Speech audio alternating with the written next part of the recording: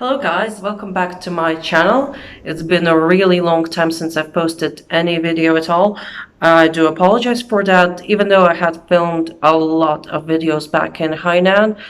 And it's a shame because my iPhone got busted, so unless I somehow extract these videos, I can't post them, so they're just gone. Sorry about that. Yeah, I wanted to share my experience and have some slightly long-ish story time about my last year working as an ESL teacher in Hainan. Small disclaimer, for legal reasons, I cannot name neither my past employer or any names unless I fictionize them or like give them some different name. But yeah, that's only due to legal reasons, which is actually quite a shame because when people try to go working in China and they try to find out about certain school or kindergarten, they usually have a rough time because most schools, since they're in China, don't really have a feedback site or they're not on Glassdoor, and you can only get it as a word of mouth. And again, you have those legal issues. So that's a shame. But let's have a start on that. I'm sorry if I'm going to pick on my list because that's probably my first ever properly scripted video, and I don't want to miss out any details because there are quite a few of them. Let's start with my arrival. So the moment I arrived in Hainan, I got picked up and driven to the apartment. You see in the video tour, I'll link the video in the description below. So yes. Okay, fair dues. I got the apartment. It was free. I thought I'd save some money and whatsoever, but that's kind of your first red flag. Because see, my contract said that I would be getting an allowance. So, if your contract says you're getting an allowance, make sure you're going to get that allowance. Yeah, you might think you're going to save money and whatsoever. Trust me, the allowance is enough to cover the rent. Trust me, it is enough.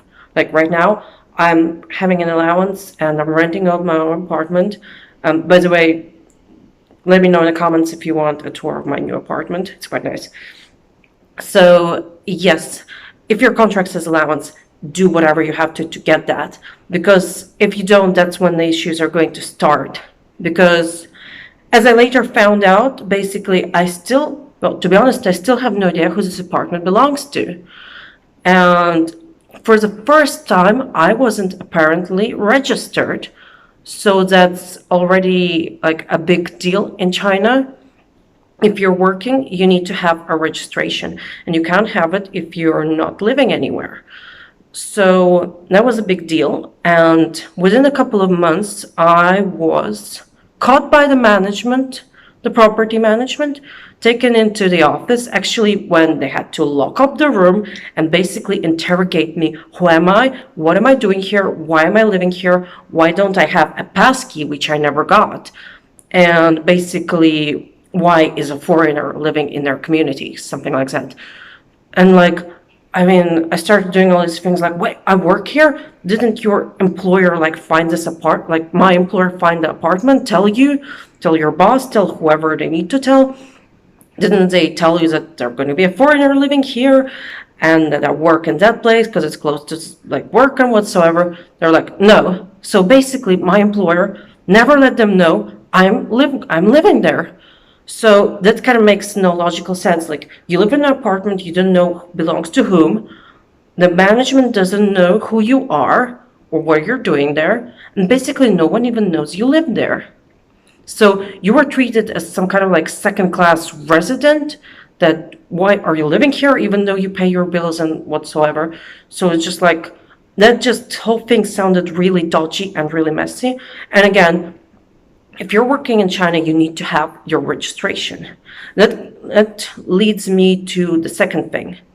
When do you actually start to work, like physically come to work? So I was told right the second day after I basically touched down from the airport to go to work. So in China, that's not how it works. So first of all, you need to have the registration from the police. After that, you need to have a local medical checkup. Then you have to go apply for a work permit, a residence permit, and obviously get all those bank cards, phone numbers, and whatsoever.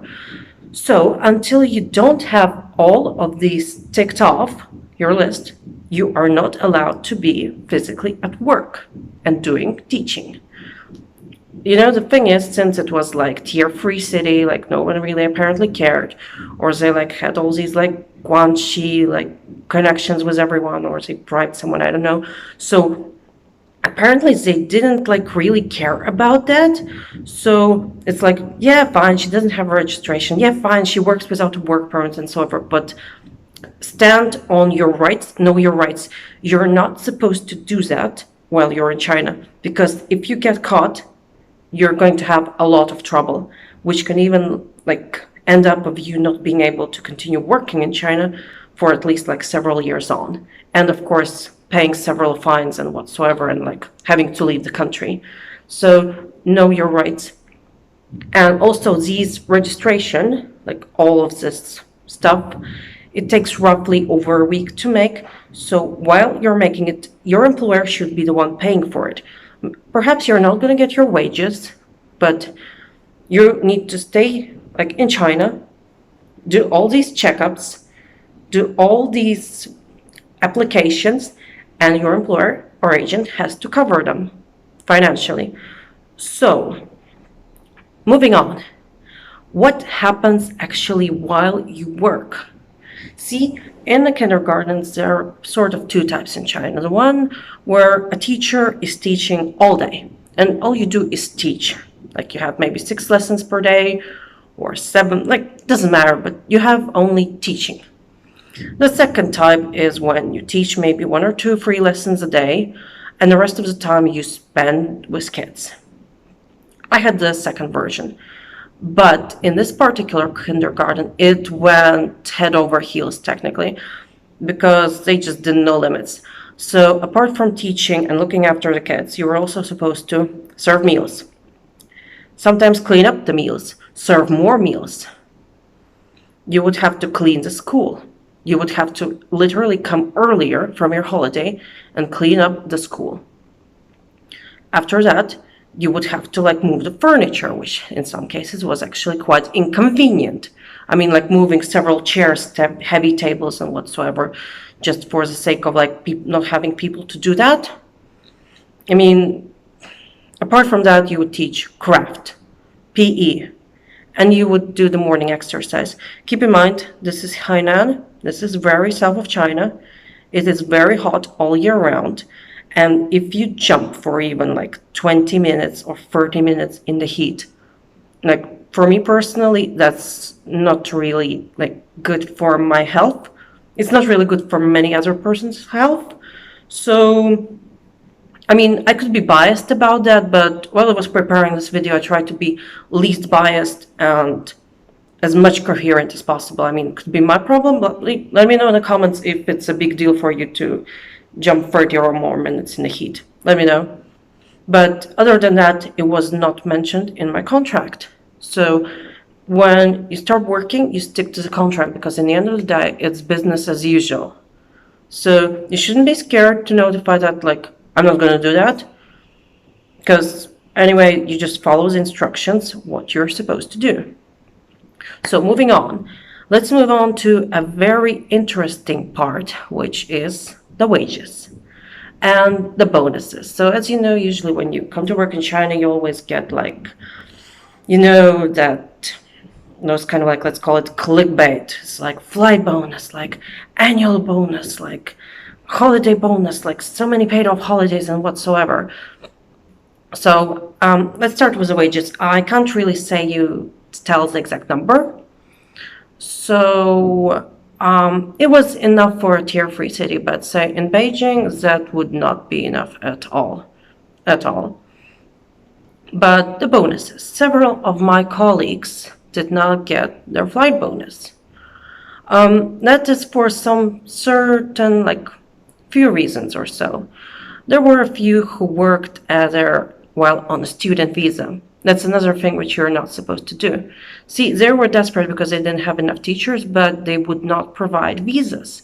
So it was kind of like a money saver for them because they would not need to, like, go for all the health checkups, do these resident permits, like find apartments. It's like, nah, that's your problem. That's your problem. It's like, you do your visa, we're not going to pay for it. It's your problem. We just give you the wages if they gave them.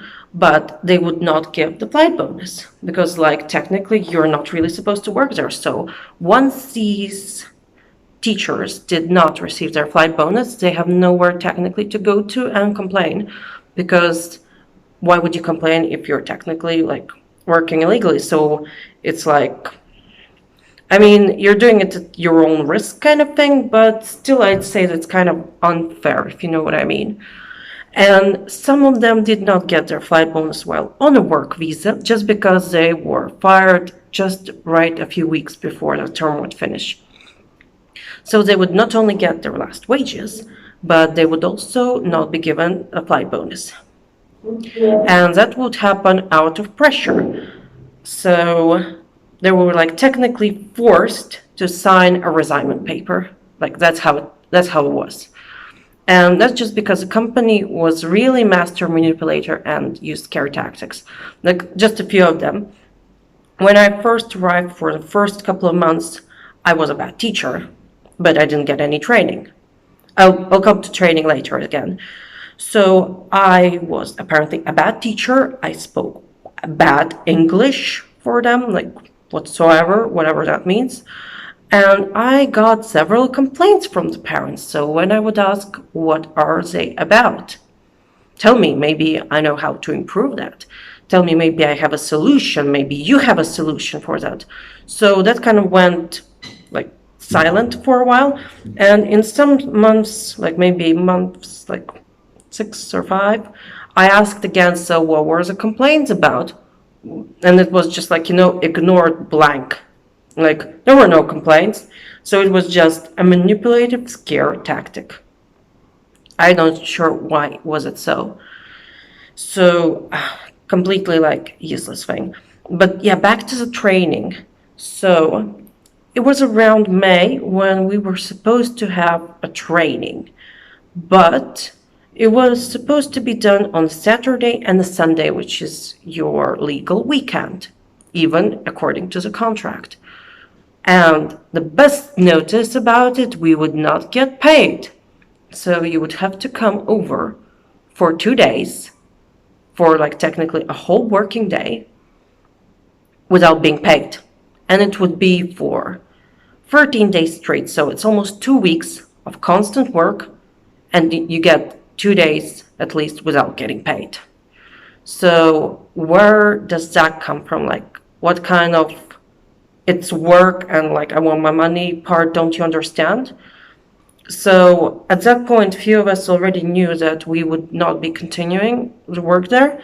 So we did not show up, and apparently we caused a really big stir at work.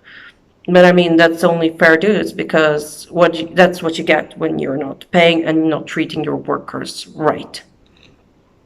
Which many of us were, because, like, me and my other colleague from UK, we were basically treated as, like, kind of like rubbish, if you know what I mean. It's just like we were completely ignored.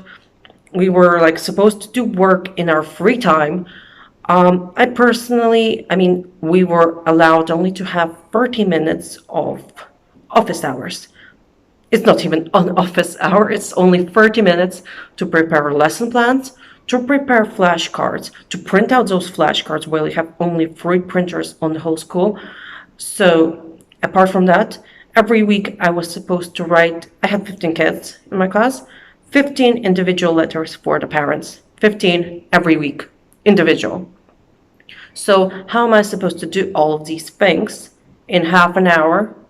That's just impossible. And again, since it's like that kind of structure where you teach and the rest of part of the day you're with the kids, you were not allowed to leave them at any point. The Chinese teachers were okay to leave. As a matter of fact, the head teacher, the Chinese teacher, I have not seen her most of the day, every day, just because she's either at a meeting or she's preparing her lessons or materials, whatever she needed.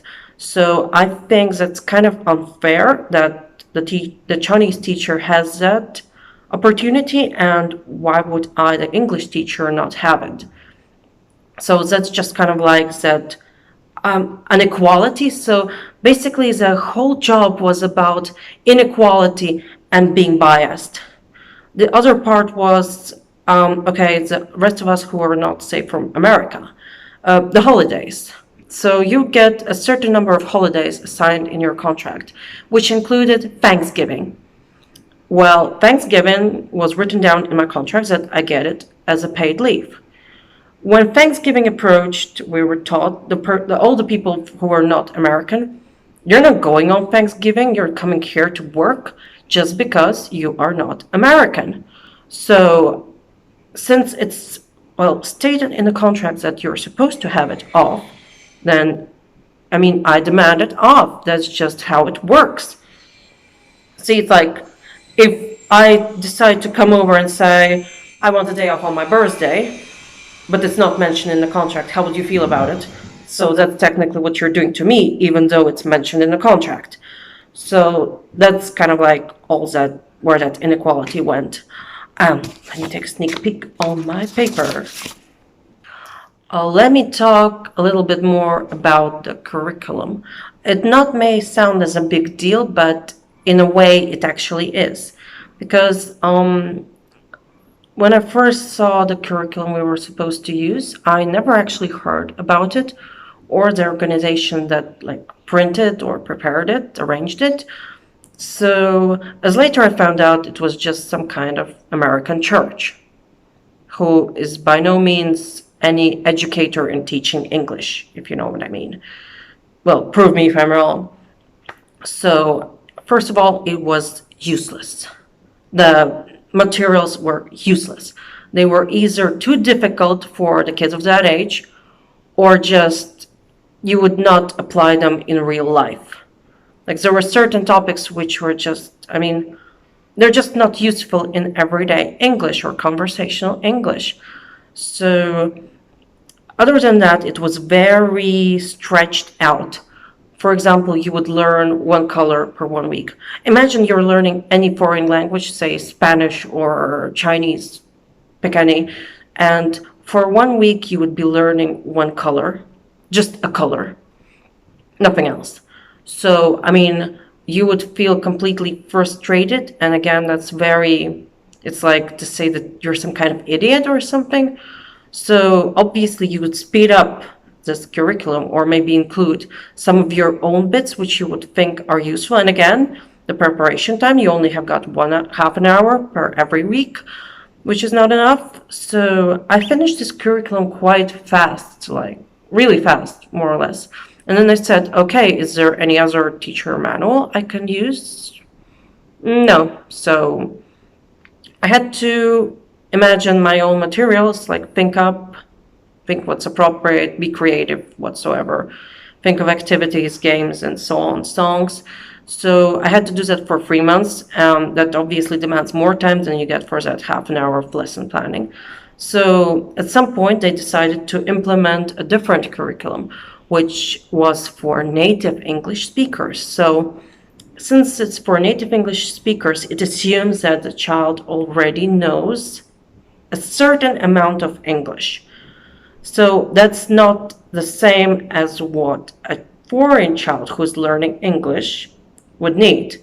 So when you teach English as a second language, that's the whole point. You teach it as a second language or as a foreign language. But you're not teaching a certain module based on that the child already speaking English. So that's when a lot of complaints from parents actually hit in.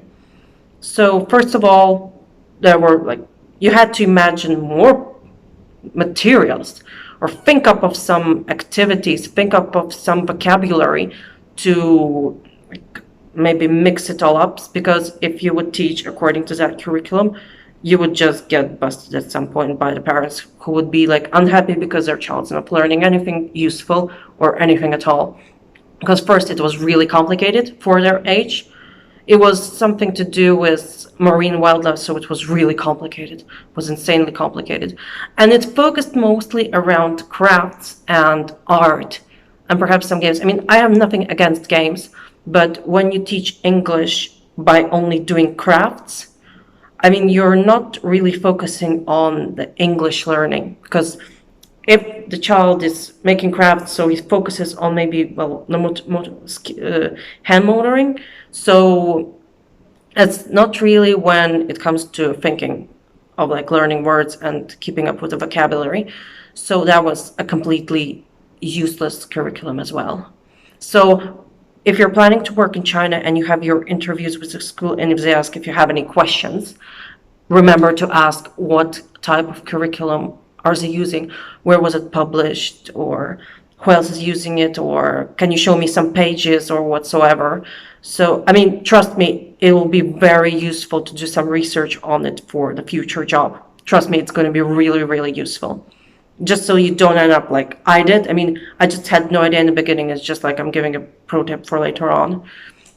So, moving on. When it approached to leaving, so I told that I'm not going to continue. I'm leaving. I found a different job, which is fine. So the school did not want to hand me out any leaving documents because while you're in China, you can technically transfer from one job to another. So that's when they kind of do your work permit transfer and your like residence permit transfer. You can do that. It's very easy. The thing is that school did not want to do that. First, they gave me a wrong paper. It's not like they told me, oh, we're not going to do that. No, no, no. They did it like more, let's say, painfully. First, they gave me a wrong paper. When I told them to correct it, they gave me a wrong paper without the stamp. Again, it was a wrong paper again, but now without the stamp. Then they gave me a right paper, but again without a stamp. And when I already contacted my current manager, she talked to them and said, okay, like this is already becoming a joke, basically, can you give the right paper? And that's when they gave the right paper. But until that time, it was already too late to make a transfer. So then, right 1 week before I was supposed to finish, like it was the exit day, like everyone's finishing, going on school holidays and so on, I'm being told that they're going to get my visa revoked. So technically they wanted to get me deported. So I was supposed to freely hand in my passport to get my visa canceled while I'm still in China. It's like, if you hear that, do not ever do that at all, like ever. It is completely unnecessary, as my agent told me. It is completely useless, and it is just to cause more trouble for you.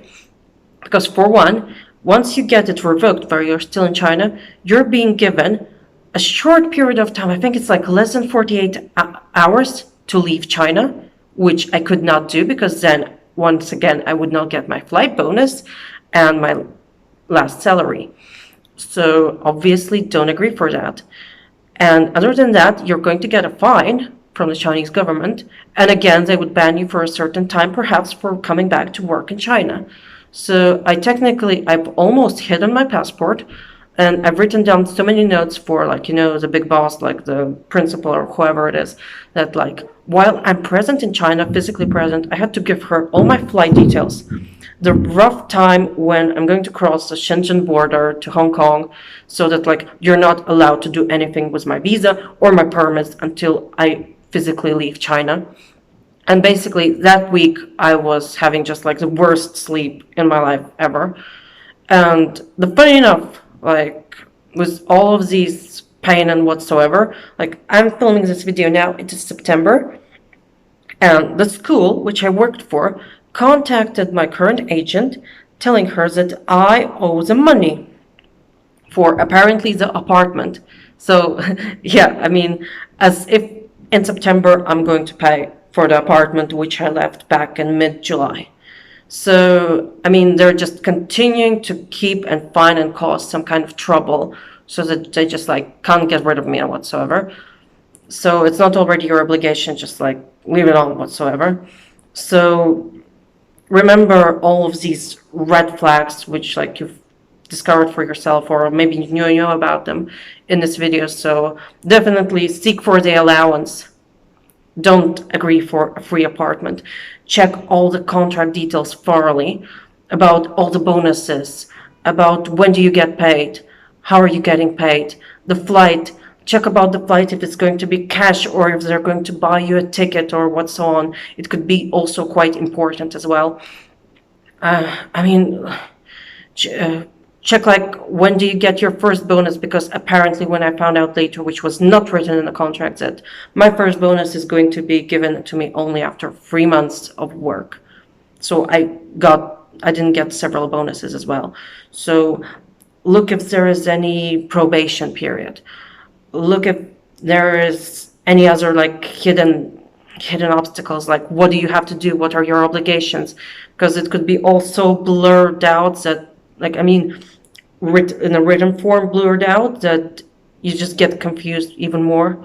So know your rights, stand on your rights, don't just go agreeing and like what's so on, and definitely do not go working like the first day when you arrive.